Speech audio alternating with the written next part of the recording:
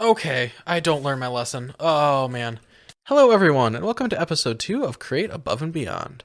So today we're going to start off the episode by jumping down into those mine shafts and seeing what we can find now that we got our backpack, so we don't run out of space. And then after that, I think we might get a little house going and kind of see what's next in the progression of the pack. So now that we actually have our backpack made, I think we can actually put this on our back. So in the curio slot, which you press this little golden symbol to activate. Okay, so there is a backpack slot, so we can just put that on, and then it should, yeah, look at that, it's on our back. And let's see if there is a key to open it. I would assume it would be B. That doesn't seem to work. Let me go check the settings and see what it's set at. Okay, so it looks like it was set to B, but that didn't seem to work, so I just rebound it to an extra button on my mouse so we can open up our backpack just like this, and we can activate it, get our 2 slots of inventory. You can also just hold it in your hand and open it, so if we wanted to carry extra backpacks on it, we definitely could do that, so that's pretty cool. So without further ado, let's hop down to those caves and see what we can find. So one thing we're going to be doing as we go through here is I'm going to be collecting all of the iron stuff we can get, so all of the mine carts and iron tracks. And the reason being is with the ore not giving you full ingots and only giving you nuggets, we can actually smelt on mine carts and get your ingots back. So it's definitely going to be worth our time to collect any mine carts and rails we find down in this cave. Looks like we got another little room. This floor is gravel. The other one had lava underneath. I feel like this one does too. So I'm going to take my time here, and hopefully this gravel doesn't all fall into a lava pit. Okay, it looks like we're safe. There's limestone underneath. Okay, we are safe. And a whole bunch of goodies again. More iron, more emeralds, some TNT. I'm sure we can use that in a project pretty soon here. Oh, nice. We're getting a bunch of these silver coins too. That'll be really helpful for getting started with the stuff in the shop. And yeah, got a clock, golden carrot. We got a golden hand already. Very cool. So we should be in a pretty good spot. Now, I don't really know much about a lot of these different mods. Like I'm seeing all this like ruby ore around. I'm going to need your guys' help with that. So if you know what ores I should be looking out for, please let me know down in the comments, because I frankly don't. I'm very familiar with Create, and I'm familiar with a few of the mods on this list, but some of them are brand new to me. So it looks like this path leads all the way down to Bedrock. So pretty cool. I think that we got some pretty good loot out of here. I ended up with a twisted sapling and a fir sapling. The fir I've seen is pretty common in Biomes of Plenty, but the twisted sapling from Architect's Palette, I'm excited to check out what kind of tree that makes. It sounds like it might be pretty cool, and it's definitely not something I've seen before. So we're going to get out of here, and I think we'll drop our inventory and go explore that other mine shaft, because we found some pretty good stuff down here. So I will see you guys on the surface, and we will hop down into the second mine shaft.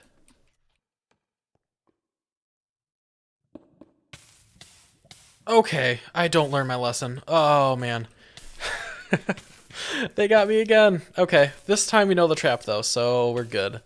Also, it looks like this is a bit of a smaller mine shaft. It only went down to that one lava room, so that'll save us a little bit of time and inventory space, because this is all we have to grab.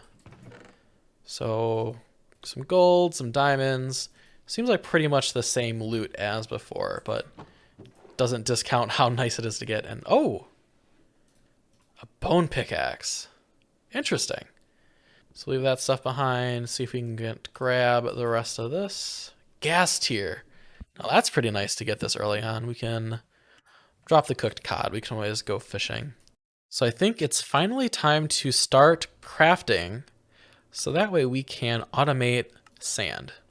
So what we want to try to do today is finish this catching sediment achievement. So basically what we need to do is we need to craft some strainers. Now the recipe for strainers is relatively easy. So we need an andesite machine combined with iron bars, and that gets our strainer base. andesite machines essentially just take a lot of wood and a lot of andesite alloy. To make our andesite alloy, what we need is agile blocks and andesite. Now this is where the mod pack really takes a turn from your classic create recipes, where everything basically starts with these agile blocks and then kind of goes up from there into these machines. So it's basically just the same gameplay you're used to, but just with more steps. So to make these agile blocks, what we need is this agile blend, which is made with kelp and clay. So for today, because we don't have those things automated yet, because we need andesite alloy to actually get into any of this, I'm just going to go and collect some of that up. We'll try to do a stack of each, so that'll get us a stack of andesite alloy. And then we'll also grab a stack of andesite, so we'll have a stack of andesite alloy, and that should be enough to hopefully craft us 2 of these strainer bases. And then we'll also need these sediment strainers. So essentially you place down the strainer base, and then you place these sediment strainers on top of that. And to make those, you need canvas. And to make that, you need straw. And basically, this straw is made from rice. So basically, it's milling rice. So we have a milling setup working, but what we need to do is it needs rice. Luckily, I was able to find some rice in one of the village chests. So what I can do is I can take this rice and go plant it out here in the water. Rice needs to be planted like 1 block into water. So I'll place down all of this rice, let that grow, harvest it, and hopefully that will give us enough to make 2 of these sediment strainers. We'll need 6 canvases. Each one takes 4 straw. Each rice makes 1 straw, so we'll need a total of 24 of these rice growing all the way up. So that's going to take a minute. Hopefully we can get some bone meal and speed up that process just a bit. That is the cutest thing I've ever seen. Maybe other than the kiwi at the beginning of the episode, but look at those little woodpeckers pecking away at the tree. Oh, that's adorable. I love this mod that adds all these birds. It's so subtle, but it just adds so much more atmosphere to the game, and I really, really appreciate that. So I was able to get a stack of andesite, cobblestone, clay balls, and kelp. I saw this little guy on the way back, so not sure what's up there, so let's go check it out.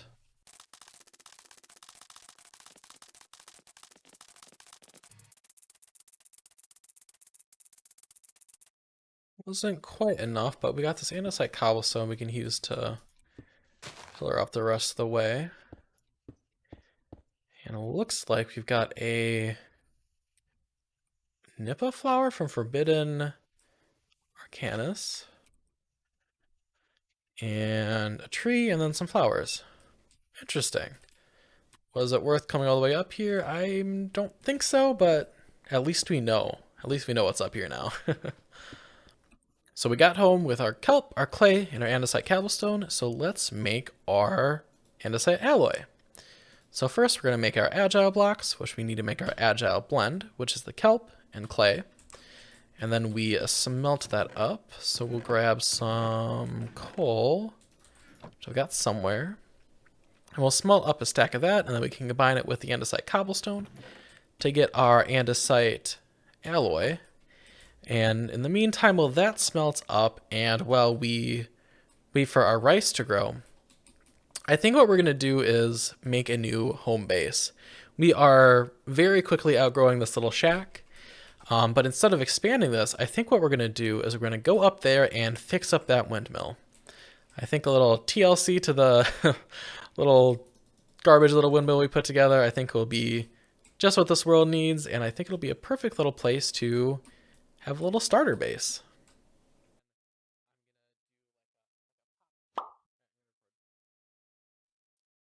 And here is the finished, fully refurbished windmill. I am super duper happy with how this turned out. It was a lot of fun to basically take that little tiny broken down base and imagine what it could have looked like if it was fully built up. So we not only have the exterior and the windmill done, we actually have a fully custom interior, well I guess mostly finished custom interior. Down at this bottom level we have our little crafting room set up, so we've got our millstone hooked up to the windmill, as well as all of our different crafting implements and a few stuff that we find out in the world, like our cartography table and our little blaze burner. Then going up to the second level, this is where I'm going to be building a kitchen. So there are a few different food mods that add some new craftable items, so we'll definitely be having to make a pretty large kitchen, and I feel like this will be a pretty decent spot for it. Up on this next level, we have all of our chests. So we have all of our stuff relatively organized into its different chests, and then up above there is where we have our little bitty bedroom with our wildflower hanging out, as well as a chest with all of our like super rare goods, so our rubber duckies, coins, hearts of the seas, all that jazz. And then up all the way above there we have a fourth level that I'm leaving open for now. I'm thinking that this will either become some kind of enchanting room or just extra overflow storage. We'll kind of see what happens and what we end up using this for. But yeah, I'm super happy with how the interior turned out. I feel like it's a bit tight, and I think we'll outgrow this in an episode or two, but you know what? It'll get us started at the very least. So now that we have our little house done, we were able to kind of wait for all of the stuff for our strainer to finish being made. So let's go ahead and grab our agile block, andesite cobblestone, and then a whole bunch of oak. And that is basically all we need to craft up our strainers. So the first thing we're going to do is actually craft our andesite alloy. So for that, you do 2 rows of andesite cobblestone and 2 rows of agile blocks, and that'll get us 1 full stack of andesite alloy. And then for each of these andesite mechanisms, which we need 2 of, it takes 8 of these kinetic mechanisms, and each of those takes a saw and 3 cogwheels. So we need a whole bunch of cogwheels, so all I'll do is just make a whole stack of buttons, make a whole stack of cogwheels. That should be enough. The other thing we needed is a saw, so I'm going to run up to our upper levels. We're going to grab that saw, and we're also going to grab the iron bars, which I think are in my backpack. So we'll grab the iron bars there, and then we'll make the saw. So it was an iron and then some wooden sticks and some stone sticks. So we'll have to grab some cobblestone. I think we needed 3 cobblestone sticks. So it looks like we'll need to get a little bit more cobblestone to actually make that saw. Yeah, we need 3 stone rods to craft our saw. So let me be right back once I get enough stone to make those rods. Okay, so we got our 3rd stone rod, so we can craft up that saw like so. And then we should be good to craft our mechanisms. We're just missing logs. Okay, so we should not have uncrafted all of our logs. Let's go grab another stack. I think I have a few more left, 43. That will be enough. We'll need 16 in total to make 2 andesite machines. So we can get more than enough cogs, more than enough of that, and then we need 14, 15, 16. So give us 16 of those. Then we need to make a set of andesite casings, and we are out of logs. There we go. They just weren't in my inventory for some reason. So we will craft up our andesite casings, and then we should be able to make 2 andesite machines, which we can then place into our smith table, combine those with iron bars, and get our 2 strainer bases. Now we're not quite done with these, because if we place these strainer bases, you'll see that they actually have this little spot up top, and that's where the strainer itself needs to go. So I will just pick these both up for now, and we will craft up those strainers. So to actually craft those, that's what we needed to farm the rice for. So I got just enough rice to turn into straw. You can see I already processed 1. So to process those, all I'm going to do is throw them into my millstone and wait for those to mill up, and I'll get both rice and straw. And so for the straw, we need 4 of these to make 1 canvas. And so we'll actually need 16, I guess 4, 8, 12 per strainer. So I think we only grabbed 8. We do only have 8, so we'll have to get 4 more straw, and then we'll be able to make our first strainer, and then we can play around with this and get it going. So I was able to get the rice to finish growing up, so I am crushing the last of it. So we got 13 straws, so we got actually 1 more than we need, so we can go ahead and craft up our 3 canvas, And then we're going to craft that into our sediment strainer.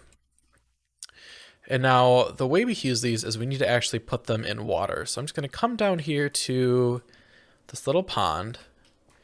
And all you do is you put them under a block of water, put the strainer above that. And then if you go into the inventory, you'll see status, no problems detected. So that means we are good to go. And if I click show recipes, it'll say I can get sand, white sand, orange sand, and clay balls. So we should see pretty quickly here that it will start to produce. So it looks like this is our meter that basically shows us our progress. So once this hits 100, we should get an item. And we get some white sand. Very, very cool. So we are already automating. So let me just grab that sand out of there. And what I can do is I can just go ahead and check off that quest. So catching sediment, contraption 2, we are done. Now we skipped contraption 1, which is some like wood automation. So I think next episode we might hit that, but that actually might have to wait. But we should be automatically collecting sand and clay. The next step with clay though is making it from sand. So you can actually take sand, wash it, and get clay. So that's a cool way that we can duplicate clay, because we do actually have a chance of getting clay from here, but it's a much lower chance than getting any of the sand. So we could take sand from our strainers and automatically make it into clay. So I think I'll craft up a few more of these strainers and just kind of fill up this little pond so that we can just kind of passively collect a whole bunch of sand, and that should really help us kind of get started with the crate mod and help us progress to the next level. So I ended up getting 2 more of these strainers set up, so that way we can really get going with getting some sand here. This first one is running for quite a bit. It looks like it's right about half durability. Looks like we have about 2 stacks of sand and 17 clay. So you really don't get a lot of clay from these, but you do get quite a bit of sand. So we'll definitely have to set up a washing system next episode to turn this sand into clay. So I'll let these run for a bit longer. But I think it's about time to wrap up the episode. But before we do, I've got these buddy cards, and looking at the mod, it seems like there's more to it than just collecting the cards. So we're going to open these up and see what we get. I also noticed that there are these card displays, so we'll craft up a few of those, and we can display those on my house and see what we get. So let's craft up some of these displays. Just a wood and then a whole bunch of sticks, so we can get 5 of those, and let's open these up. The first one, we got a treaty, base at 18, Emeralda, base at 16, Saps, base at 1, red, base at 19. Oh, there's a star next to that. Does that mean it's a rare? Must be. Okay, cool. The next one, oh, we got another rare. We got base at 14, rare. So I wonder if you can collect like the common and the rares of every single number.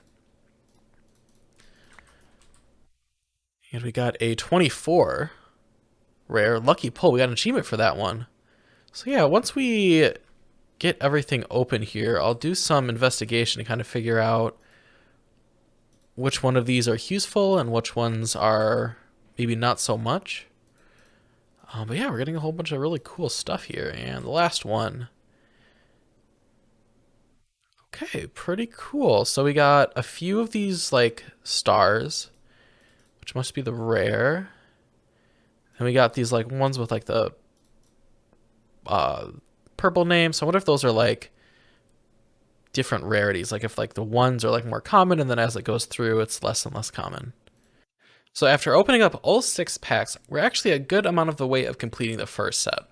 So I ended up crafting this buddy card guidebook, which is just made by combining a book and any buddy card. And this just kind of gives you some information about all the cards, what they do, and then some more kind of useful stuff in the mod pack. So apparently there are 27 cards in the base set. So this is card 27. So we're actually a good amount of the way through completing our first set. Now there are shiny and non-shiny variants. So we do have some duplicates, which include some of these non-shiny variants of the shiny ones we've got up here, which is pretty cool. And they do actually have different rarities. So if you look at the corners, that basically denotes the rarities. So the purple and gold corners are the rarest. The blues are less rare. Golds are below that, and then the no corners are the common cards. And what's really cool about these sets is that it's not just for collecting the cards. You can actually get these base set medals. So there's different sets. The one we're working on right now is the base set, and it says the base set medal can be earned by gaining all 27 cards, shiny and not shiny, of the base set. So I'm assuming that we have to collect 54 cards. If I'm wrong about that, please let me know in the comments. But it says when it's equipped, it'll actually give us speed 1, which is very, very cool. So that means just we get infinite speed 1. There are also these 2 enchantments that can go on it. Buddy Binding, which keeps it on our body when we die, and Buddy Boost, which can boost it all the way up to speed 3 if we get Buddy Boost too. So that's pretty cool. So I think that we'll have to pay attention to make sure that we're collecting all the Buddy cards we can, so that way we can collect those medals. And there are different sets. So there's Nether set, End set, Create set, Aquaculture set, and Farmer's Delight set. And there's different ways to earn all of these. So the base set is earned in all of the overworld structures. Nether set is earned in Nether structures. Create set, it says you need to make Shredder Buddy cards. Okay, that seems like it's a little more advanced. End set can be found by killing the dragon, as he's guarding, guaranteed to drop a few. You can also find them while raiding end cities.